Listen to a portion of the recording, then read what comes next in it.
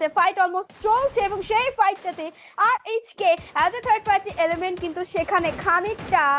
বা এই মুহূর্তে কিল নেওয়ার আশায় কিন্তু যাওয়ার চেষ্টা করবেন।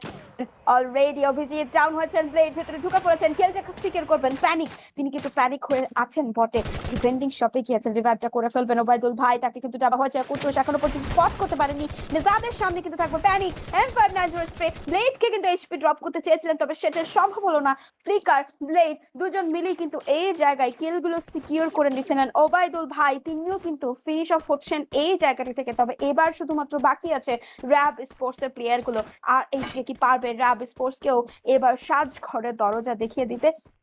দেখা যাক সাজ ঘরে তাদেরকে ফেরত পাঠান কিনা, সেটাই দেখার পালা। 3টি এলিমিনেশন রয়েছে ওবায়দুল ভাইয়ের কাছে, ওবিসি ডাউন হবেন এই মুহূর্তে, জব ব্রেকার্সও কিন্তু এসে পৌঁছেছেন এই গলফ কোর্সের অ্যারিনাতে, এন্ড মিফট একটা খুবই লম্বা জাম্প লঞ্চ প্যাডের ব্যবহার, নন মুচিহা এখন কিন্তু খুবই বিপদে রয়েছেন, আর টিজেড সেই জায়গাটি থেকে কিন্তু আমরা দেখতেই পাচ্ছিলাম 3টি এলিমিনেশন তাদের কাছে থাকছে। এবার গেট কিপিং পারফেক্টলি কিন্তু গেমিং উইথ সিয়ামদেরকে এবার কিন্তু একটা ভালো বড় সড়ো ড্যামেজ হুমকি দেখাচ্ছেন, এই জায়গা থেকে এলিমিনেট হতে পারেন, ফার্স্ট লোয়েস্ট স্পিডে রয়েছেন অপোনেন্টের প্লেয়ার গুলো কিন্তু জাস্ট দিশেহারা দেখতে পাচ্ছিলাম, কোন দিকে যাবেন, কি করবেন, কিভাবে নিজেদেরকে এই জায়গা থেকে সেফগার্ড করবেন সেটা নিয়ে কিন্তু ব্যস্ত দেখতে পাচ্ছিলাম। এবং গ্লাস জোনের সার্কেলটা বোধহয় আমরা মাউন্টেন ভিলা অথবা গলফ কোর্সের দিকে দেখতে পারি, জানি না আবার স্টেজে থাকবে নাকি একেবারে বলবো যে গ্রাউন্ডেড ফাইট মোমেন্ট আমরা দেখতে পারবো, গ্রাউন্ডেড একটা জোন হবে, সেটা দেখার আগে আমরা এবার পিডি টপারের একটা পারফরমেন্স, স্নাইপার হাতে আলিফ গেমিং ওয়াইটি থামানোর চেষ্টা করছেন জব ব্রেকার্সকে, এবার শেষ পর্যন্ত জব ব্রেকার্সকে থামাতে পারবেন কিনা সেটাই হচ্ছে দেখার পালা। আলিফ গেমিং ওয়াইটি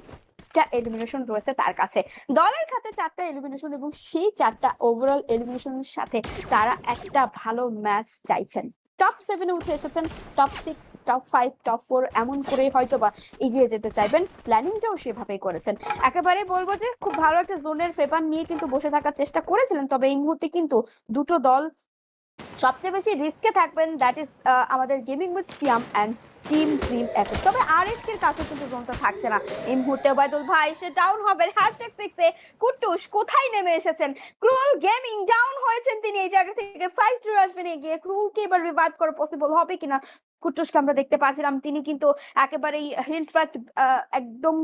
হিল ট্র্যাক চড়ে উপরে ওঠার চেষ্টা করছিলেন, তবে এবার তাকে থামানো হয়েছে, তুর্য টেনি তারা কিন্তু প্রস্তুতি নিয়ে রেখেছেন, 5 স্টার আরো একবার রিভাইভ পেয়ে এই জায়গাটি থেকে কিন্তু দেখতে পারবো ক্রুলকে রিভাইভ করে ফেলবেন, অলসো তিনি কুটুসের ভ্যালুয়েবল এলিমিনেশনটাও কিন্তু কনকর করেছেন নিজের জন্য। মেহেদি প্রাইম গুটি গুটি পায়ে কিন্তু এগিয়ে আসছেন, এবার আরএসকে সামনে পড়ে গিয়েছেন মেহেদি, দেখা যাক এখান থেকে মেহেদি কি করে বাঁচবেন, নিজেকে সেভ করবেন,